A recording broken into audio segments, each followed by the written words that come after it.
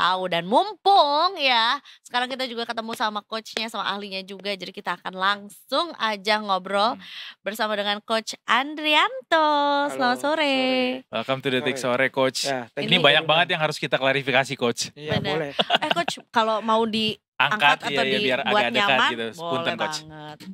Oke. Tadi sebelum live, sorry, biar aku ini. Nah, Nah, karena kayaknya Coach bukan sekedar betul. coach, namun juga Coach adalah seniornya Kak Edo ya. iya, senior di lapangan. Di lapangan. Tapi jauh melampaui generasi saya. But anyway, Coach.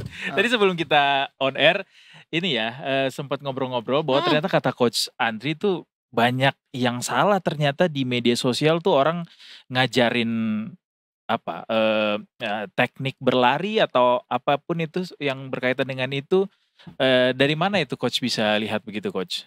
Gini ya, kalau saya kan Kapan tren itu disadari?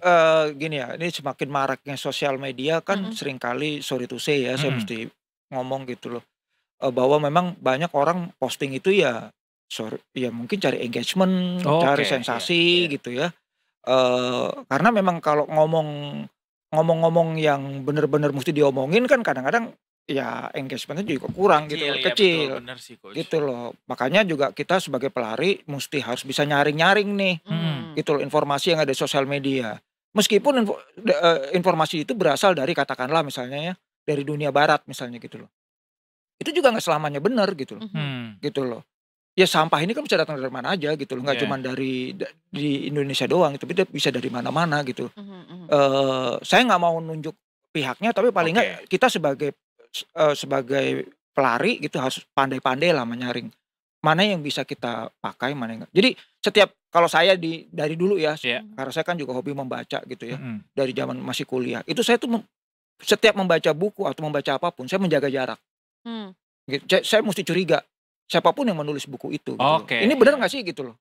Gitu. Kita mesti pikirin gitu. Jadi nggak serta-merta apa yang ada di sosial media kita percayai bahwa itu adalah sesuatu yang benar gitu. Buku aja kita pendekatannya gitu ya, apalagi iya. sosial media yang Iya. bisa diambil dari mana aja tuh Yes. sumbernya. Dan sekarang siapapun bisa bikin konten Iya, jadinya betul. gitu ya kan. Gitu. Coach, mungkin kita tarik mundur dulu sebelum ke pertanyaan-pertanyaan soal teknik lari kali ya yang kita mau konsultasiin sama Coach juga. Mungkin cerita dulu gimana awal mulainya jatuh cinta dengan lari sampai akhirnya menjadi pelatih gitu ya, dan tentunya juga melatih banyak atlet-atlet lari nih sekarang. Kabarnya Mas Gibran juga Coach Andri yang latih ya? Oh, Gibran yang mana satu nih? Jadi saya mulai dari tahun 2011 dulu ya, bersama beberapa teman lah gitu ya. Waktu itu CFD udah ada, tapi masih sepi banget gitu ya. Jadi jadi ya pokoknya di Bundaran HI kita masih bisa lari lah kalau Berarti sekarang. tracknya udah Tamrin Sudirman tuh ya? Oh iya, sudah apa namanya? Saya apal betul bahwa kalau dari Bundaran Senayan dari FX ke Bundaran HI itu jaraknya 4,5 kilo. Transjakarta baru awal beroperasi tuh, atau bahkan belum kayaknya? Kayaknya belum ada ya Transjakarta, belum. Kayaknya belum ada 2010 Transjakarta, itu ya. apalagi MRT belum ada ya, Iya. gitu loh. Jadi itu awal-awal dulu gitu ya. Ya udah lari aja dulu mah, gitu. Pokoknya lari itu dulu nih ya, kita mulai dari FX, Bundaran HI kita foto-foto sebentar, balik lagi ke FX, udah, that's it. Oh, tetap ada foto-foto Ya gitu ada, karena memang waktu itu juga memang ada beberapa teman yang, tapi waktu itu eranya masih Facebook kayaknya. Tapi belum ada fotografer di Oh, tengah jalan nggak ya? ada. Belum ada ya? Nggak ada. Tembus-tembus itu Masih belum sepi ada kok, masih CFD tuh masih sepi kok, asli masih sepi gitu. Tapi waktu itu udah aware sama atau udah ada tren bahwa sepatu itu harus begini atau aksesorisnya yang ini nih yang bagus Nggak nih. ada. Seiring Nggak ada, waktu nggak berjalan waktu Nggak itu. ada. Iya, sepatu lari betul bahwa memang oh iya nih ada sepatu lari, misalnya katakanlah brandnya A, B, C gitu ya, ada di Indonesia juga udah ada yang jual gitu. Ada obrolan Tapi itu. kemudian istilahnya kalau sekarang nggak ada pelari culture tuh nggak ada. Wah. Nggak ada mahal-mahalan pakaian, nggak ada. Jadi waktu itu belum saing-saingan lo pakai apa gitu? Nggak ada. Siapa aja bisa. Jadi cuma intensinya cuma buat lari aja Lari udah. aja. Dulu bahkan ya jam GPS itu rasanya saya ingat saya ya, itu belum ada. Kita dulu lari masih pakai ada yang namanya aplikasi Endomondo. Oh, ada aplikasi di handphone. Ada itu kalau pelari lama tahu tuh Endomondo tuh. Endomondo. Terus kita pertama kali pakai jam GPS itu mereknya Nike ya. Right. Saya sebut merek ya. Iya. Jadi tapi itu bukan jam GPS, itu kayak apa tuh podometer apa yang ngukur jarak langkah. Jadi kalau kita sebelum pakai itu, kita kalibrasi dengan langkah kita dulu. Saat gitu. itu masih jadi barang mewah banget tuh ya waktu itu tuh ya. Iya, jarang lah. Jadi kita semua tuh rata-rata dulu semua, kalau sekarang Strava kan. Nah, dulu tuh Endomondo. Oh, dulu tuh Endomondo di OG-nya. Sekarang Endomondo udah discontinue, udah nggak ada. Gitu.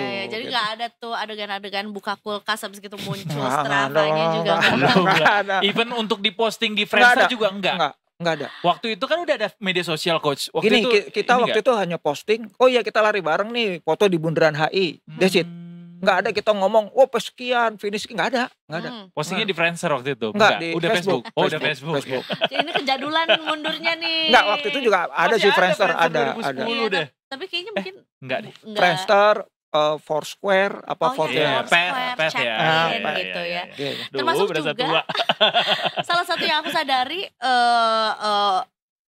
salah dua olahraga yang cukup populer setelah era COVID adalah lari dan juga sepedaan gitu. Jadi terbagi dua nih, kalau sekarang nih ada geng padel, ada geng apa. Nah kalau dulu tuh lari dan juga sepedaan juga. Nah ini termasuk gak sih memang era after COVID tuh yang membuat pelari-pelari semakin menjamur gitu? Iya, karena kan orang semakin sadar tentang kesehatan ya.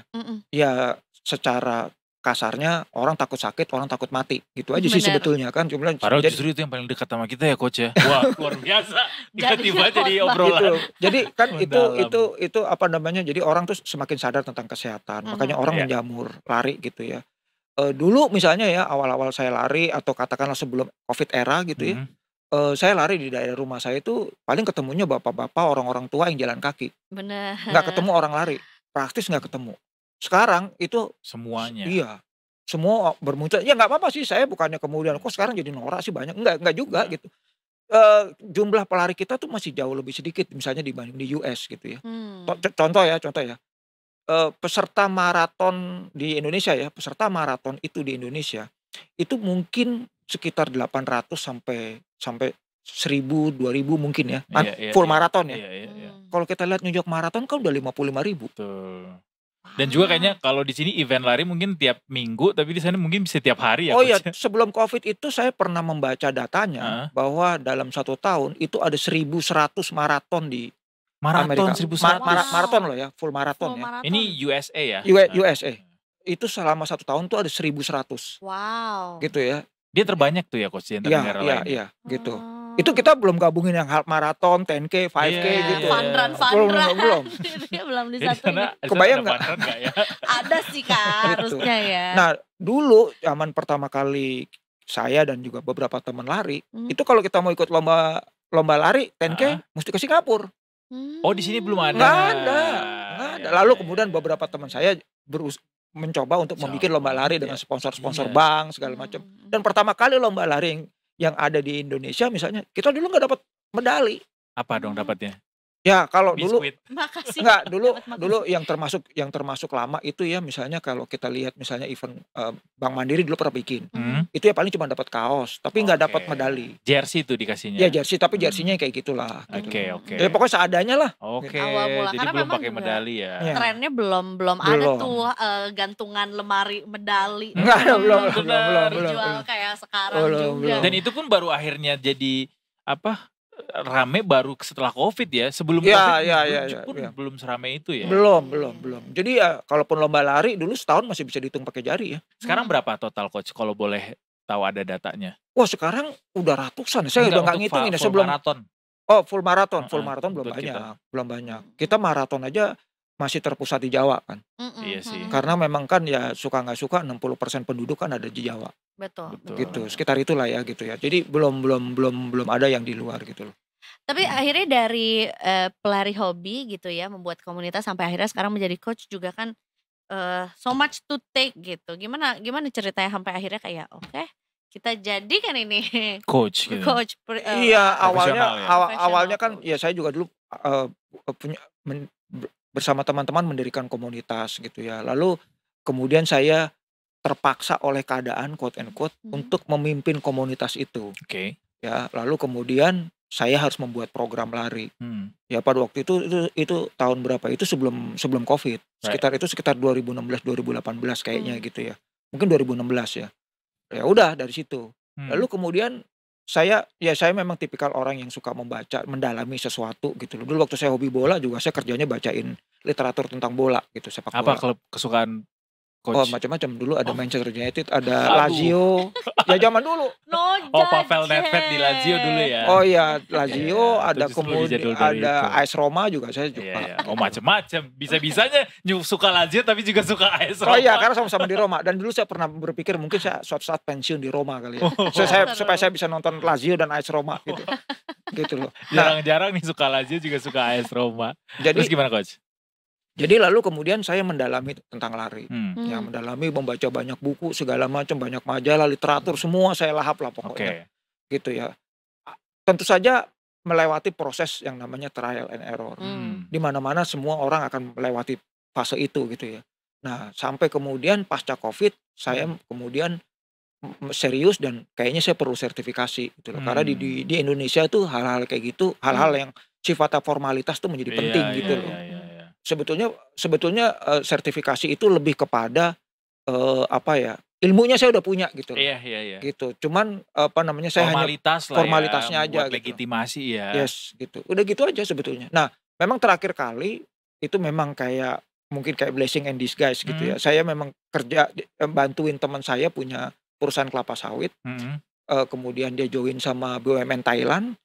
Mereka memfreeze bisnisnya selama 3 tahun. Mereka berpikir apakah mereka akan pull out atau tetap di Indonesia investasinya. Selama 3 tahun kita nggak boleh kerja. Semua dibayar full, gaji, fasilitas mobil, parkir, bensin semua dibayar, tol. 3 tahun kita nggak boleh kerja apa-apa. Pengen deh di freeze gitu. Jadi saya datang ke kantor tiap pagi, buka laptop, kemudian bikin program lari. Oh, programnya lari waktu itu. Disitulah mulai. Lalu kemudian apa namanya, investornya memutuskan untuk pull out, menarik diri, ya udah saya di PHK. Dari situ kemudian saya menjadi full time coach. Nah untuk kita yang baru mau mulai lari gitu ya coach ya, kan kalau aku sih aku pelari FOMO ya, and I don't think it's a bad thing juga sebenarnya juga, karena akhirnya dari FOMO itu jadi pengen cari tahu gitu ya. Cara untuk lari benar adalah satu-satunya way out yang ngobrol sama orang yang mendalami hal yang sama juga gitu. Apa yang sebenarnya harus diperhatiin ketika baru mau mulai lari gitu? Kalau saya selalu menganjurkan bahwa yang pertama adalah membangun kebiasaan berlari dulu. Membangun kebiasaan itu jadi artinya gini, kita dari orang yang nggak pernah punya kebiasaan berolahraga secara rutin, kita membangun kebiasaannya dulu. Kita tentuin harinya dulu. Sebaiknya harinya tidak berdekatan. Misalnya dalam 1 minggu kita mulai dari Selasa, Kamis, dan Sabtu. Ya, jadi harus selang-seling ya. Selang-seling, yang selang-selingnya itu untuk rest, untuk tahap awal. Kita belum ngomong strength training, belum lah. Kita baru ngomongin membangun kebiasaan berlari dulu. Memang karena untuk pemula itu yang perlu dilakukan adalah membangun kebiasaan dulu. Membangun konsistensi. Konsistensi itu apa sih? Konsistensi adalah sesuatu yang dilakukan secara reguler dan tetap. Jadi kalau kita seminggu 3 kali lari, ya kita usahain 3 kali lari. Berapa lama nih waktu yang dibutuhkan untuk bisa langsung konsisten terus gitu? Nah, jadi makanya tadi saya juga sempat cerita ya. Jadi saya memang saya mencoba pada diri saya dulu.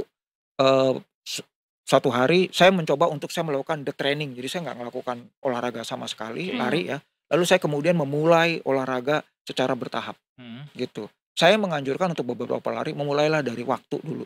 30 menit dulu. 30 menit. Standarnya WHO kan untuk mencapai kebugaran tertentu kan adalah 150 menit per minggu. Ya, itu yang ideal gitu loh. 150 menit dibagi 5 hari berarti 30 kan gitu. Kita mulai dulu 3 kali 30 menit. Dari yang minimalis dulu. 30. Dimulai dari jalan kaki campur lari, boleh nggak? Boleh. Lari pelan-pelan, boleh. Kita jangan pusing yang dengan terminologi pace, terus kemudian ini running apa jogging nih, heart rate harus nggak usah memikirkan hal-hal yang kayak gitu.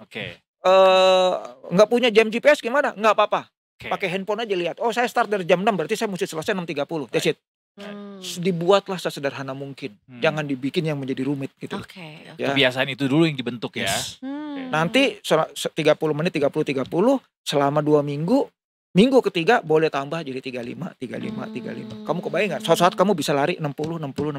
Nah, itu coach, kapan waktu batasnya kita harus bentuk kebiasaan itu sampai akhirnya dia jadi kebiasaan? Oh, nanti kan lama-lama akan terbiasa sendiri. Apakah kayak setelah 2 minggu itu akan udah jadi kebiasaan buat lo?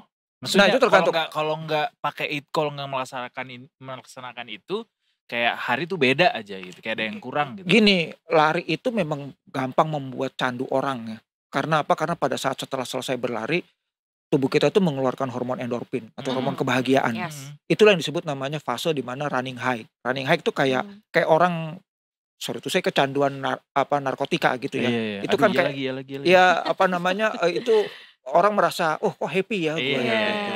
Karena endorfin tadi yang Ya dikeluarin. endorfin gitu ya. Nah, itu lama-lama dia akan merasa bahwa kalau dia tidak berlari ada sesuatu yang berkurang. Iya. Nah, dia udah merasa tuh masuk di fase itu. Iya. Gitu. Nah, makanya yang pertama dibangun adalah kebiasaan 30 terus gitu. Sampai kemudian nanti 2 minggu, setiap 2 minggu nambah 5 menit. 2 minggu nambah 5 menit. Masalahnya adalah ketika udah mulai lari itu ya, ini lari nih hari Senin gitu kan. Hari Selasanya pegel. Hari Rabunya jadinya gak mau lari lagi. Nah, justru enggak gitu ya harusnya ya. Iya, jadi makanya kita harus punya komitmen dulu. Oke. Kita harus punya komitmen dulu gitu loh. Jadi memang orang tuh memang harus memulai dari disiplin diri sendiri dulu gitu loh. Gitu loh. Nanti kalau udah dibiasain ya akan terbiasa gitu loh. That's why FOMO tadi terus diiringi juga dengan bijaksananya kita ya. FOMO tapi nggak boleh instan gitu. It takes time.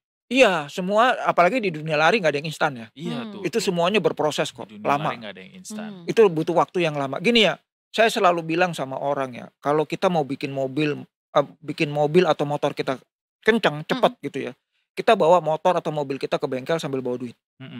Tapi kalau kita mau bikin lari kita kencang, kita datang ke pelatih bawa duit, tetapi suruh latihan. Dan itu berproses. Iya. Ya kan gitu loh. Gitu aja. Coach, nyambung sama pertanyaan pertama tadi soal kesalahan-kesalahan yang sering ditemukan di sosial media gitu. Apa yang biasanya sering ditemukan Coach? Teknik-teknik berlari yang salah mungkin yang harus dikoreksi? Enggak juga ya. Kalau pada dasarnya gini ya, saya sih nggak terlalu pusing ya. Maksudnya gini ya. Aktivitas berlari ini adalah aktivitas purba. Ya. Nenek moyang kita, manusia-manusia purba itu dulu udah berlari setiap hari gitu. Mereka berburu tuh kejar-kejaran sama binatang gitu loh. Dan mereka nggak pakai sepatu lagi. Kebayang Flintstone lagi. Gitu ya. Jadi mereka yang hidup di gua itu kan, yang Homo sapien hidup di gua itu kan juga mereka dulunya lari gitu. Dan itu belum ada teori running science itu belum ada gitu. Jadi kalau saya justru berpesan yang bikin kemudian menjadi masalah adalah orang ingin berlomba-lomba tampil di media sosial. Itu sebetulnya. Kan kita juga pengen tuh pakai medali gimana gini ya, maksudnya gini loh. Karena kita ngelihat teman kita, oh dia udah bisa loh lari 5 kilo sekian, diposting di sosial media. Nah sementara si A ini baru mulai, dia mau langsung lari 5 kilo, ya nggak bisa begitu. Jadi bad influence ya justru gitu. Jadi bukannya memotivasi justru. Tapi sebetulnya balik lagi ke orangnya juga ya, tahu diri dong. Iya sih. Sadar diri lah, latihan dulu. Iya maksud saya jangan kemudian kita terprovokasi oleh hal-hal yang kayak gitu loh. Bukan saya nggak anti sosial media ya. Posting di sosial media juga bagus karena bisa saling menyemangati gitu loh. Tapi juga kemudian jangan menjadi tekanan gitu loh. Harus posting gitu.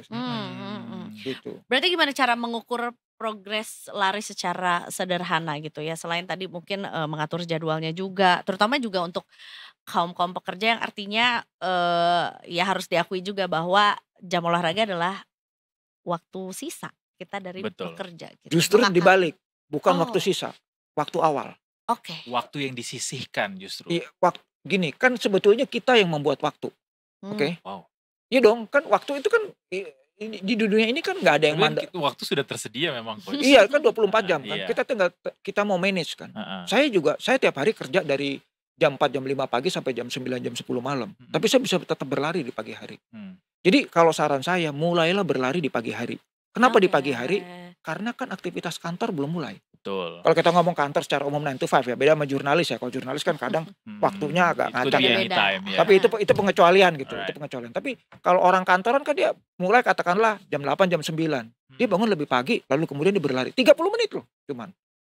Dan nggak perlu kemana-mana. 30 menit cukup ya lari ya? Kan tadi saya bilang, kan awalnya 30 menit dulu. Dan nggak usah kemana-mana. Nggak usah, kan lari nggak harus ke GBK. Gitu. Iya. Saya kadang-kadang, juga nggak apa-apa. Iya di komplek nggak apa-apa. Saya kadang-kadang lari ngelewatin pasar nggak apa-apa. Ngelewatin ganggang. Dulu ada bule-bule itu ya komunitas Jakarta Free Spirit. Dia setiap ngumpul di Ragunan, dia kalau lari hari Minggu kemana? Ke ganggang. Iya. Di nyusurin Jakarta. Lagi sih itu, gitu. Jadi lari itu bisa di mana aja gitu. Inilah kelebihannya olahraga lari. Jadi nggak ada misalnya kayak kecepatan, jarak, durasi yang harus diukur tuh ada indikator bahwa oh kalau udah segini berarti lo you're good gitu. Enggak. Gitunya Enggak.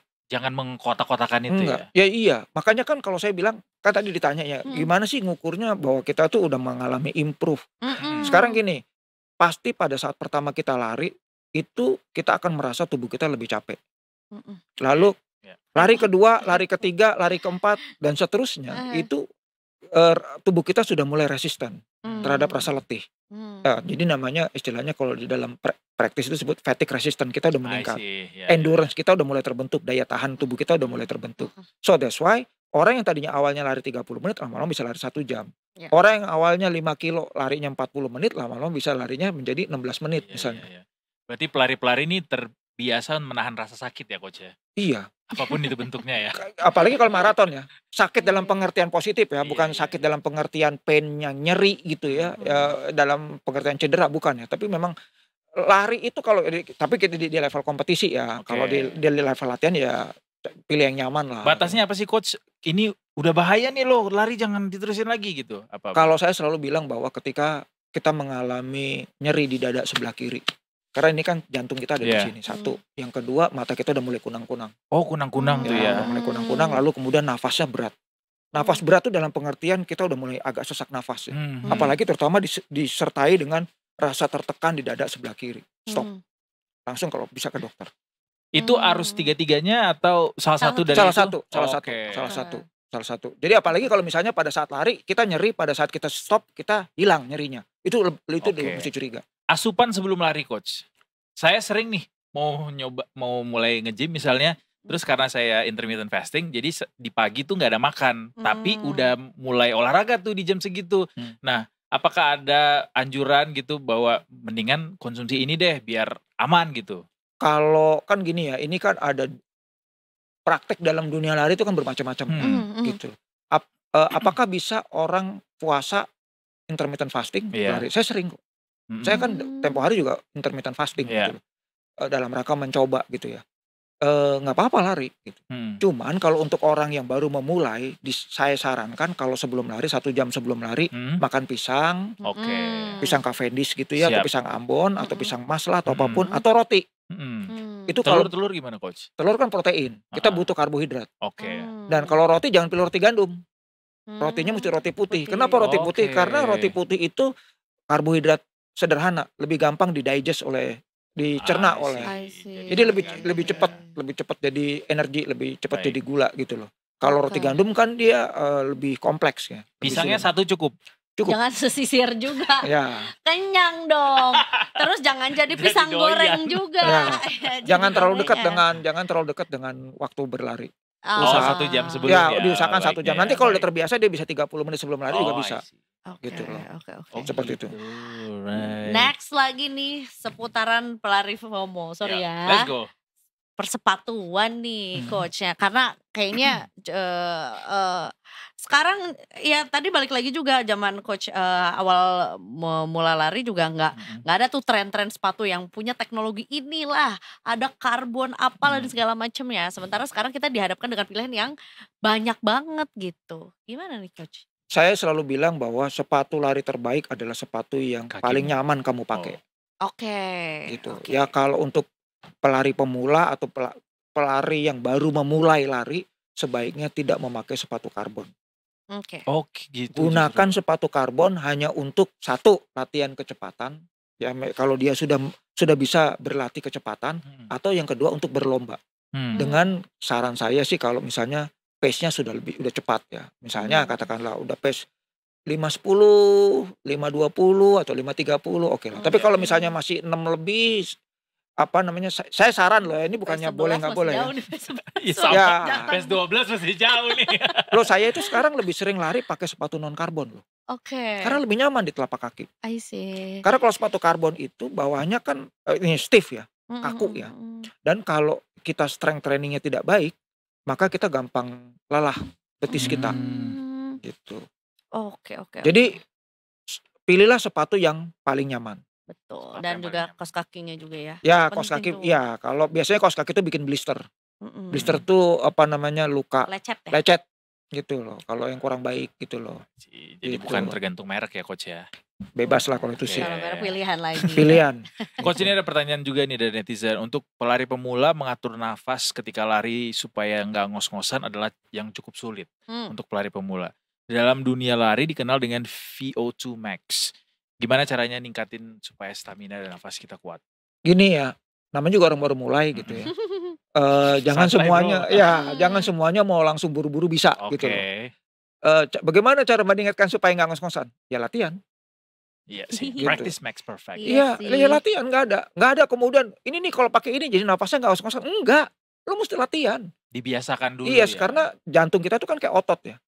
Gitu loh, paru-paru kita juga mesti dilatih kan. Kamu kebayang nggak orang yang tadinya sedentary tidak pernah olahraga lalu kemudian tiba-tiba olahraga. Iya. Kita nggak usah ngomong lari deh, kita ngomong badminton, kita ngomong basket. Iya. Gimana caranya saya main basket supaya nggak ngos-ngosan? Sama aja latihan. Iya, betul.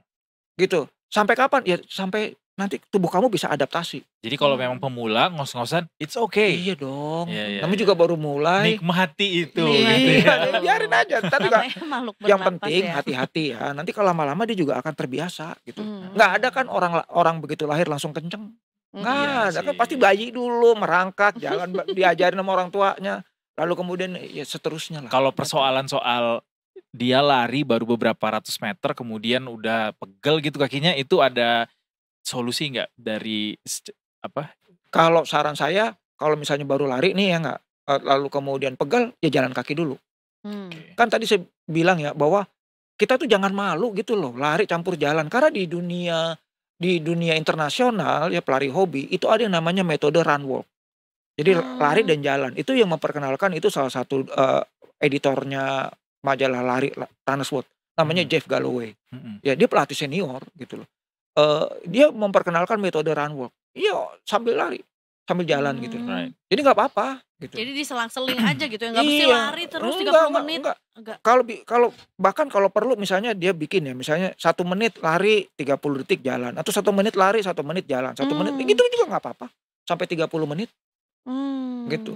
Jadi nggak perlu minder ya. Enggak dong, Nah, nggak itu usah minder. dianggap biasa saja juga buat yang Biasa lain aja. sih. Saya Iya. juga kalau ngeliat orang jalan kaki ya nggak apa-apa, nggak kemudian. Ya, iya sih. Nah, problemnya adalah kemudian pelari-pelari yang baru memulai merasa risih kayak, wah Iya. gue gimana ya kalau dilatin orang. Padahal orang juga nggak peduli-peduli amat sama lu gitu loh. ya. Halo, dunia tidak berputar di antara Anda. Kecuali di GBK jalannya mundur. Nah, itu baru. Orang nggak peduli-peduli amat, lari mah lari aja gitu. Kalau mau capek jalan juga nggak apa-apa kok, bebas-bebas aja. Jadi kalau kita juga ngerasa kita terlalu pelan deh pace-nya, yuk nikmati aja itu ya. nikmatin Iya, aja. iya. Semua juga yang tadinya yang kenceng-kenceng itu awalnya pelan kok, Iya. gitu. Repetition create reputation. Dan Jadi gini ya, saya mau kasih pesan ya sama para penonton semua yang ini ya, audiensnya Detikcom bahwa mereka yang mereka yang larinya udah bener-bener kenceng ya, maksudnya di kalangan pelari hobi, mereka tidak pernah meremehkan pelari yang baru memulai. Oke. Ya, nggak pernah tuh, lu lari dulu baru pace lu segitu, nggak pernah. Murid-murid saya yang pada lari pace 3 bahkan pace 2 nggak pernah tuh ngeremehin orang. Ya biasa aja gitu ya. Dia tahu, dia ngerti gitu loh bahwa orang tuh kalau baru memulai itu seperti itu gitu loh. Iya. Saya juga dulu seperti kamu gitu loh. Jadi kita nggak pernah membuli orang tuh, kita nggak pernah. Betul.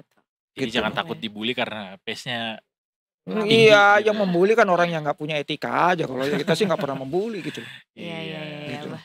Terus ini deh ultimate tipsnya deh coach buat detikers di sini yang lagi-lagi mungkin berlari itu bukan cuman buat seru-seruan aja tapi juga untuk kesehatan. Apa yang bisa coach sampaikan biar bisa tetap menjaga konsistennya gitu. Kalau saya selalu gini ya, orang kan pada berpikir bahwa wah saya tuh kalau olahraga kalau nggak rame-rame nggak seru gitu. Saya tuh seumur pelarian saya lebih banyak berlari sendiri. Oke. Gitu ya. Dan banyak juga beberapa murid saya yang lari sendiri gitu. Jadi caranya gimana? Caranya adalah kita menikmati setiap proses yang kita jalani. Gitu loh. Saya itu lari itu kayak meditasi gitu loh. Saya merasakan tubuh saya pada saat berlari. Saya berlari itu ya saya lari favorit saya itu ke dalam komplek Halim gitu ya. Jadi Kenapa coach? ya karena sana sepi. Oke. Banyak pohon, sepi, nggak banyak kendaraan. Jadi ya Saya lihat udah. pesawat ya? Enggak sih, kan di belakang ini kan soalnya kan. Jadi itu di daerah perumahan Perwira gitu ya. Iya. Jadi ya saya lari di situ sendiri gitu. ya paling ketemu pelari lain say hi aja gitu loh. Gitu. Ya udah menikmati itu. Jadi caranya adalah begitu supaya kita kita nggak cepat bosen. Bahwa setiap hari kita berolahraga, lari, kita mengalami progres gitu. Right. Gitu. Paling nggak at least kita mesti sadar gitu bahwa berlari 5 kilo itu membakar 300 kalori. Jadi itu paling nggak jadi motivasi ya. Memperlambat kita menjadi lebih gemuk lah. Kira-kira kalau orang yang motivasinya ke situ ya gitu loh. Sehat lah pokoknya. Ya itu sehat juga. Kayaknya gitu. memang coach mau membaca motivasi saya ya. Thank you. Kita, aren't we all? Coach ini setelah belasan tahun menekuni dunia lari gitu dan kita ngelihat pelari tuh, tadi coach bilang kan lari tuh nagih ya.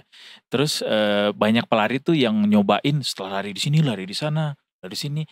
Terus ke negara mana, ke negara nyobain maraton di sini, di sana. Apa sih yang dikejar pelari itu coach? Macam-macam ya, macam-macam. Ada yang memang mencari personal best ya, waktu terbaik gitu ya. Ada yang mencari, orang tuh sekarang kan gini ya, sekarang kan memang eranya sport tourism. Ya, orang-orang middle class and up gitu ya. Mungkin flexingnya udah bukan lagi flexing tentang harta kekayaan mungkin ya, tapi flexing tentang kebugaran, tentang olahraga gitu ya. Lalu kemudian mereka itu ke luar negeri sekarang nggak cuma jalan-jalan tapi ada olahraganya juga. Iya. Gitu. Dan itu menjadi kebanggaan buat mereka. Meskipun banyak juga sih yang kita nggak kenal gitu ya, mereka lari kemana-mana juga nggak pernah posting-posting juga gitu loh. Biasa-biasa aja gitu. Itu banyak banget gitu loh. Gitu. Ada nggak yang akhirnya terjebak dalam semacam kayak toxic positivity, coach? Kayak kan nyari personal best nih, terus akhirnya jadi kayak ya nggak harus personal best deh. Pokoknya lari nih terjebak dalam toxic positivity jadinya. Gimana caranya biar nggak terjebak dalam itu? Ya kita mesti sadar sebenarnya tujuan lari kita tuh apa sih gitu loh. Gitu. Kalau saya kan selalu bilang ke murid-murid saya gitu ya, kamu tuh nggak bersaing dengan orang lain. Yang bersaing dengan orang lain itu adalah atlet. Karena kita bukan atlet, jadi kita bersaing sama siapa? Ya dari diri kita sendiri. Good point. Iya. Gitu loh. Jadi mau orang lain PES 4 kita PES 7 ya bodo amat gitu. Setiap hari saingan kita adalah diri kita sendiri. Yes. Kalau saya bilang emang terus kalau kamu PB kamu lebih baik itu berpengaruh terhadap bonus tahunan kamu kan enggak kan? Enggak, ya udah. Ngapain pusing kan? Ya udah. Ini hidup saya. Saya kalau misalnya saya bilang, "Lu daftar lari emang dibayarin orang kan enggak? Bilnya kamu sendiri yang bayar. Kamu beli sepatu juga bilnya kamu yang bayar. Ngapain pusing sama urusan orang sih?" Benar. Happy sendiri, berhasil sendiri. Yes. Sehat sendiri juga. Iya. Gitu. Jadi abaikan omongan orang. Right. Capek kita kalau denger omongan orang mulu. YOLO. Iya benar. Rekomendasi dong coach, terakhir mungkin rekomendasi tempat lari, track lari di Jakarta yang keren, yang underrated mungkin, yang hidden gem. Walaupun kalau disebutin jadi nggak hidden lagi ya. Enggak, gini ya, saya sih jujur ya, kita tuh kekurangan tempat lari. True. Gitu ya. Kalau misalnya kita lihat ke Jepang, kita lihat ke Taiwan gitu ya, Taipei gitu ya. Itu tuh setiap sekolah punya track lari. Ya. Di kita masih itu negara berkembang coach. Ya, tapi artinya kita memang kesulitan tempat. Kita bisa sekarang gini ya, orang di Jakarta, di mana tempat lari? JGBK. Iya. Nggak ada lagi. Atau CFD aja nungguin hari Minggu. Iya, CFD sekarang makin susah buat lari kan. Iya lagi. Iya kan, gitu loh. Jadi paling misalnya di mana, di daerah Lapangan Banteng misalnya, atau di Ancol, gitu. Tapi Ancol kan buka jam 6 pagi. Nggak bisa lebih dini lagi ya. Ya itu makanya mesti diomongin sama pihak manajemennya PT Jaya Ancol kan, bahwa bukanya bisa lebih pagi nggak gitu loh. Gitu. Sebelah Ancol tuh menarik, Taman Mini. Setuju sih. Taman Mini ya. Itu juga bisa. Taman Mini tuh nggak bisa lebih dini ya bukanya supaya biar kita bisa lari dalam situ. Kayaknya jam 6-an juga deh. Jam 6 juga. Kayaknya ya, nanti bisa dicek ya. Tapi kalau Ancol tuh kayaknya jam 6 gitu loh. Jadi Ancol, Taman Mini, Ragunan agak sulit karena dia paving block. Tapi kalau mau lari di paving block, ya nggak apa-apa juga sih sebetulnya. Cuman hati-hati aja gitu loh. Ragunan malah di dalamnya itu jam 6 juga baru buka. Oh iya, Ragunan tuh juga salah satu hidden gem juga tuh. Iya. Saya dulu sering lari, ya itu ada komunitas orang-orang asing namanya Jakarta Free Spirit. Jadi ekspat di sini itu larinya setiap Sabtu itu di Ragunan Zoo, di kebun binatang Ragunan gitu loh. Jadi, gak tau sekarang kayaknya udah rame ya coach orang. Enggak, karena tetap orang tuh ngelihatnya kan, kalau orang kebanyakan karena ngelihatnya mungkin FOMO ya. Jadi Minggu semuanya ke GBK, Sabtu ke GBK, makanya rame sekali di situ. Tapi banyak tempat tuh kayak Ancol gitu itu sepi loh.